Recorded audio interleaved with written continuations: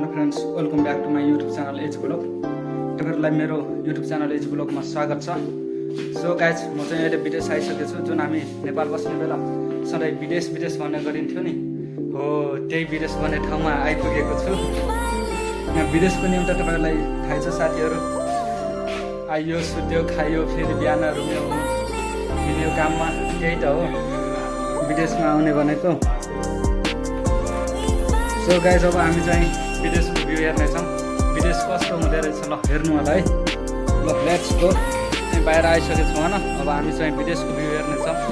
यता बिल्डिङ छन्, पुरै बिल्डिङ छन्। सधैँ भनिन्थ्यो नि हेर्नु, विदेश भनेको चारैतिर समुद्र हुन्छ, बिचमा चाहिँ घरहरू हुन्छन्, यस्तो घरहरू हुन्छन्, पुरै चारैतिर समुद्र। म चाहिँ हेर्नु बिल्डिङको अब यो टप हो लास्टमा, अनि बिल्डिङ चाहिँ कत्रो ठुलो छ हेर्नु साथीहरू। 3वटा बिल्डिङ अनि यो एउटा लिएर 4वटा बिल्डिङ हो। उता चाहिँ युरोप जस्तै घरहरू छन् साथीहरू। त्यहाँ चाहिँ हेर्नुहोस्।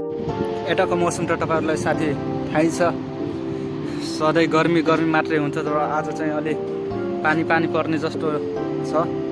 हेर्नुहोस्, यहाँको विदेश भनिन्छ नि, यही हो विदेश। रोडहरू सेम कार्टुन जस्तै हुन्छ, चारैतिर समुद्र हुन्छ।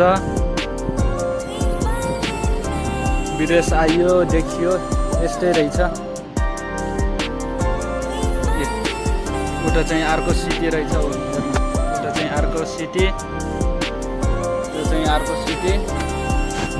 अनि अब यत्रो ठुलो बिल्डिङको हेर्नु, यत्रो ठुलो बिल्डिङको अब टपमा काम गर्नुपर्छ साथीहरू। विदेश यस्तै त हो, सधैँ विदेश भनिन्छ नि। यो त्यो भ्यू हेर्नु, त्यो राउन्डअपमा छ कस्तो।